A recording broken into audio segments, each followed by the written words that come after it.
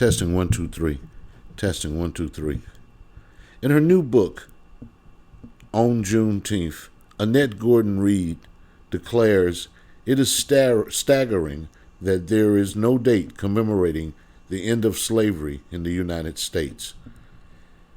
Hi, this is Randy LaFall, and we're back after a long hiatus, pretty much when we started in the month of June in 2021, doing Randy's Rants. And so it's most appropriate that we're here on this day, the 19th of June, which is now a federal holiday. For those of you who fashionably quote Malcolm and mock or minimize the 19th of June as not being woke or progressive, it was an important day for our ancestors who were affected by the direct result of slavery. It is also true that there is not another holiday or another day that formally acknowledges slavery in the United States. And that is a direct result of Miss Opal Lee, who walked 1,400 miles every year over the last 20 or more years to bring awareness to the 19th of June. Even in Texas, the 19th of June at one point was relegated to being associated or considered no more than a holiday to drink red soda water and eat barbecue and eat watermelon, and relegating the holiday as almost a minstrel show.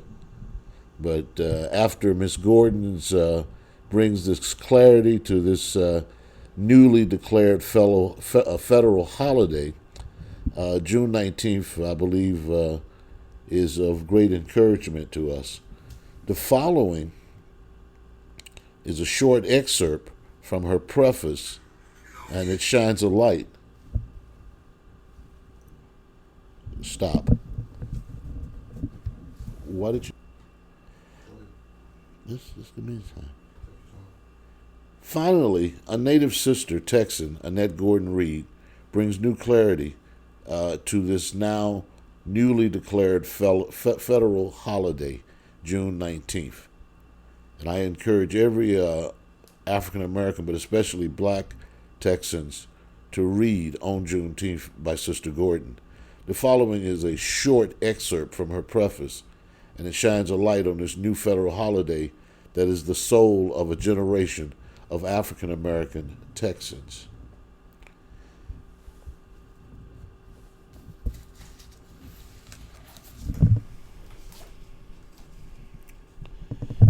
Combining personal anecdotes with poignant facts gleaned from the annals of American history, Gordon Reed shows how from the earliest presence of black people in Texas to the day on June 19, 1865, when Major General Gordon Granger announced the end of legalized slavery in the state.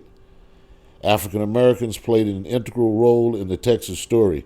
Significantly, they shared the land with indigenous people who faced their own conflict with European Americans, creating a volatile racial tableau whose legacy still haunt us. Reworking the traditional Alamo framework, she shows how the continuous history of the Lone Star State can provide us with a fresh and illuminating perspective on our country's past and its possible futures. In its concision, eloquence, and clear presentation of history, On Juneteenth vitally revises conventional rendering of Texas and national history. As our nation verges on recognizing June 19th as a national holiday, On Juneteenth is both an essential account and a stark reminder that the fight for equality is extingent and ongoing. These are extremely encouraging words for us in being aware of what the 19th of June, 1865 clearly meant for so many African Americans who were struggling to come to grips with what the word freedom meant. Freedom is a real call to responsibility. And so these people stepped forward and took that call for responsibility. It is also Father's Day on this 19th of June, 2022. And June 19th, 2022, and Father's Day is a great time for us to recommit ourselves to the process of to pray, to vote, to advocate, to agitate, to educate, and to boycott when necessary. Fatherhood is a major call to be responsible in our community. But as a group, we're failing our boys. Far too many arrive at the age of 18 unprepared to become emerging adults and find themselves hopelessly many times caught up in the criminal justice system. Yes, we know all of the obstacles put in their way, but this is no excuse for black fathers' inaction in providing the rites of passage needed for black boys to emerge as productive, functioning adults. For too long, quite frankly, black women have been given or burdened with the task of providing that rites of passage. With the exception of a few, like LeBron James and Colin Kilpatrick, we are often portrayed as athletes and entertainers. And as Malcolm X has said, they are not leaders but minstrels. Make your own list of who these minstrels are selling and promoting products on the mass media, commercials, and infomercials.